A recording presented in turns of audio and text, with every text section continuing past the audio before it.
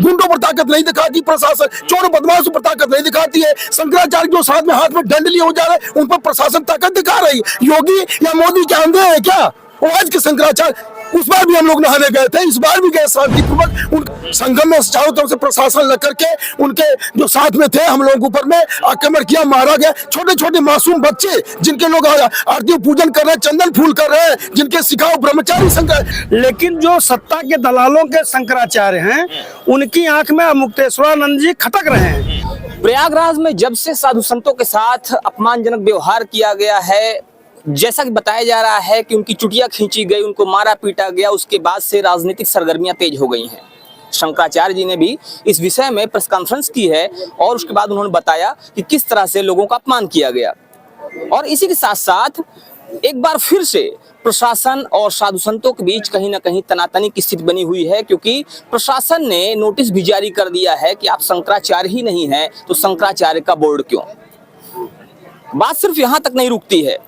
अब एक धड़ा वो है जो शंकराचार्य जी के विरोध में और दूसरा धड़ा वो है जो शंकराचार्य जी के समर्थन में खड़ा हो गया है। आप देख रहे हैं यहाँ वो लोग हैं जो शंकराचार्य जी के समर्थन में आए हुए हैं और उनका कहना यह है कि जब तक शासन प्रशासन शंकराचार्य जी से माफी नहीं मांगता है, उनको ससम्मान स्नान करवाने नहीं ले जाता है, तब तक हम लोग भी यहाँ पर शंकराचार्य जी के साथ बैठे रहेंगे। हालांकि मैं आपको बता दूं कि शंकराचार्य जी के विषय में जैसा कि मैं कह रहा हूं, शंकराचार्य शब्द वो शब्द है जिसको लेकर शासन प्रशासन अभी नोटिस जारी कर चुका है और उनका कहना है कि अभी भी सुप्रीम कोर्ट से ऐसा कोई निर्देश प्राप्त नहीं हुआ है कि आप शंकराचार्य हैं, और जब तक ये चीज नहीं सामने आती, स्पष्ट रूप से नहीं होती है, तब तक आप शंकराचार्य लिखने के अधिकारी नहीं है और आपका बोर्ड भी हटाया जाना चाहिए। आपको स्पष्टीकरण देना होगा कि आपने ये जो बोर्ड लगाया हुआ है, ये फ्लेक्स लगाया हुआ है, किस आधार पर लगाया हुआ है। तो आइए बात करते हैं यहाँ पर मौजूद लोगों से। क्या नाम है आपका?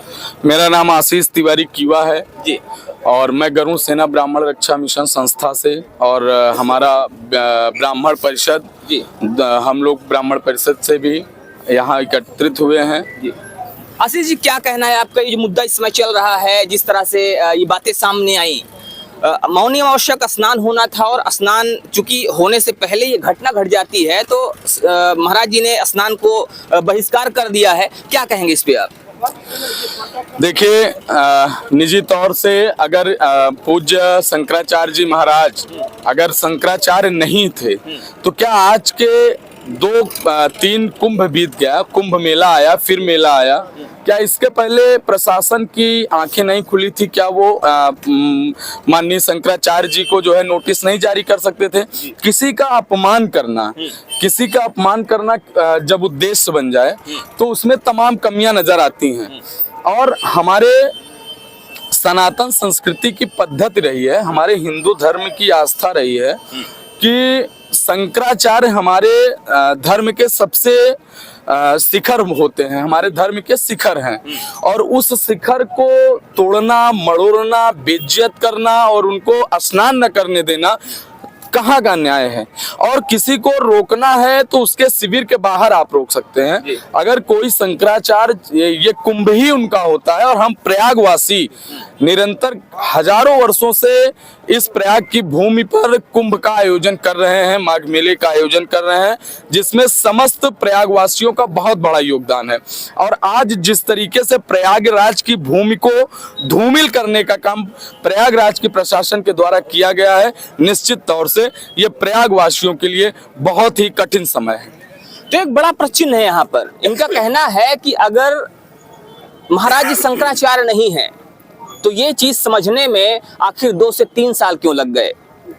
पिछले महाकुंभ की बात की जाए या उसके पहले बात की जाए, अगर लगातार उनका शिविर लगता रहा है, लगातार उनके शिविर में ये शब्द लिखे जाते रहे हैं, तो उस समय भी ध्यान दिया जाना चाहिए था। और दूसरी बात ये कही जा रही है कि अगर किसी को रोकना ही है तो उनके शिविर पर रोका जाना चाहिए, ना कि वहां पहुंचने के बाद। हमारे साथ में यहाँ पे कुछ अधिवक्ता भी मौजूद हैं, इनसे भी बात करेंगे और समझने की कोशिश करेंगे कि आखिर कानूनी दांवपेच के हिसाब से इस चीज को कैसे देखा जाता है।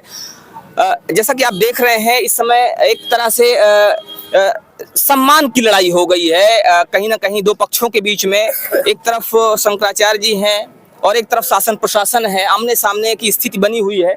क्या कहेंगे इस पे? अगर कानून के तौर पर देखा जाए तो जो अब बात कही जा रही, जो नोटिस चस्पा की गई है, उस पर क्या कहेंगे? देखिए, ये तो हम शंकराचार्य अभिमुक्त स्वरानंद महाराज जी से ये संगम घाट पे स्नान करने जा रहे थे। इनको रोका गया प्रशासन प्रशासन के तरफ से रोका गया या सरकार की तरफ से रोका गया, हाँ, ये तो अभी निर्णय हो जाएगा, आपके सामने आ जाएगा। लेकिन ये बहुत घोर निंदनीय है। कोई शंकराचार्य स्नान करने जाता है घाट पे, संगम घाट पे, तो उसको रोका गया। और इसके पहले कई कुंभ लगे हैं, कई मेले लगे हैं, तब फिर भी ये तो शंकराचार्य लिख रहे थे। तभी नोटिस दे देना चाहिए कि आप अपना दिखाइए कि आप शंकराचार्य हैं कि नहीं है, क्या है, हाँ। लेकिन ये तो घोर निंदनीय किया। तो ये नोटिस पहले ही दी जानी चाहिए थी कि शंकराचार्य हैं या नहीं हैं, ये चीज पहले ही रोका जाना चाहिए था। लेकिन उस समय ये चीज नहीं हुई, और अब जब यहाँ पर तनातनी की स्थिति बनी तो उसके बाद नोटिस लगाया जाता है, नोटिस दिया जाता है कि आप शंकराचार्य लिखने का अधिकारी नहीं है। यहाँ पर लोगों का ये कहना है, क्या कहते हैं आप? मैं प्रमोद त्रिपाठी आजाद, जी। पूर्व प्रधान संघ जिला अध्यक्ष और वरिष्ठ सामाजिक कार्यकर्ता हूँ। माननीय शंकराचार्य जी के आदि जो उनके गुरु महाराज रहे, माननीय ब्रह्मलीन स्वरूपानंद सरस्वती जी, वो स्वयं मुकदमा लड़के जीत चुके हैं। उनके विरोधी को उन्होंने छत्र और चंवर लगाने का अधिकार छीन चुके हैं।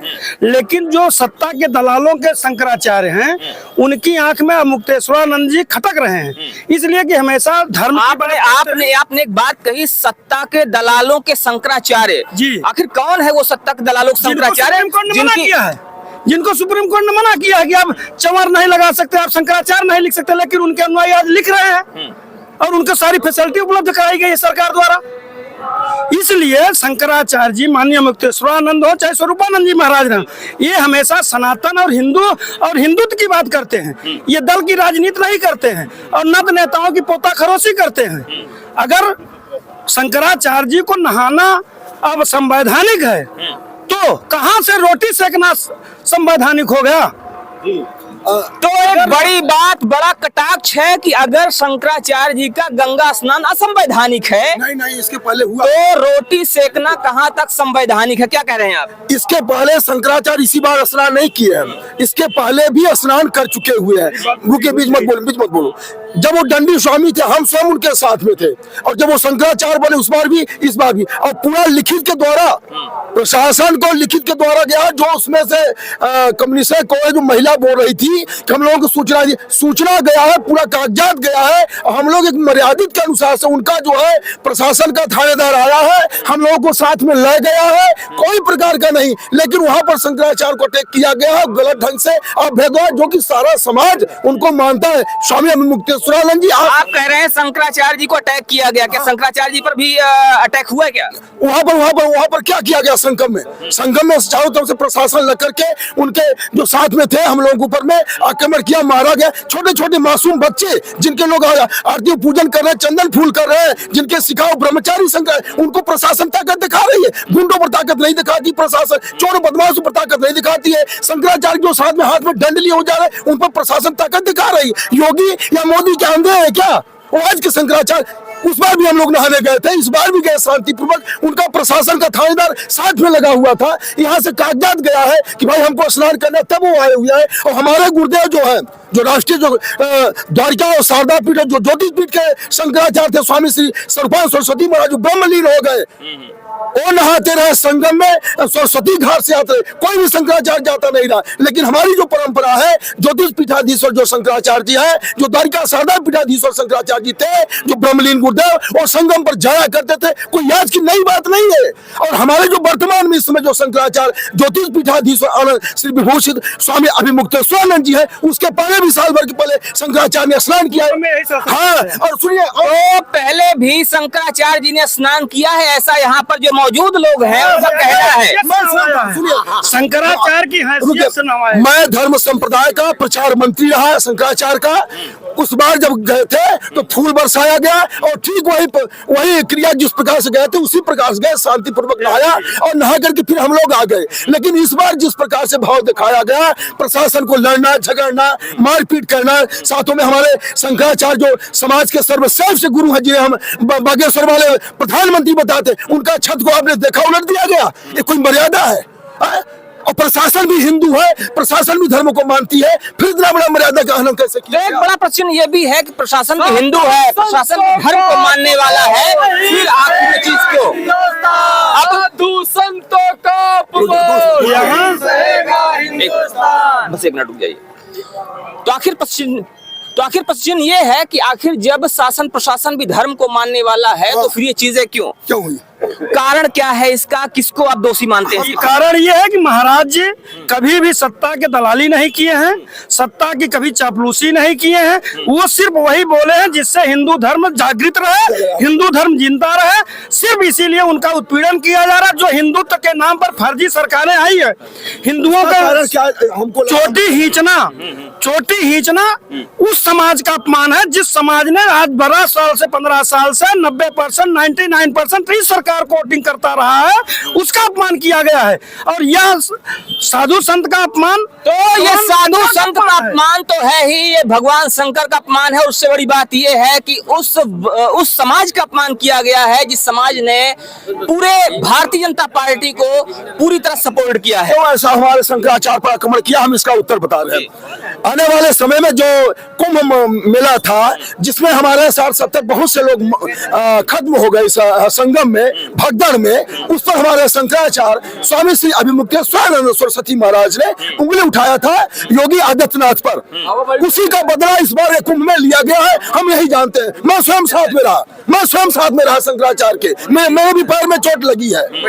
ये ओरिजिनलिटी है, उसका बदला इस बार शंकराचार्य से लिया गया है। क्योंकि उस बार महाराज शंकराचार्य की ज्योतिष पीठाधीश्वर का उंगली उठा था योगी आदित्यनाथ पर कि जो जनता मरी है इसका जवाबदारी कौन है, इसका अधिकारी, इसका जवाबदारी योगी आदित्यनाथ इस प्रदेश का सीएम है।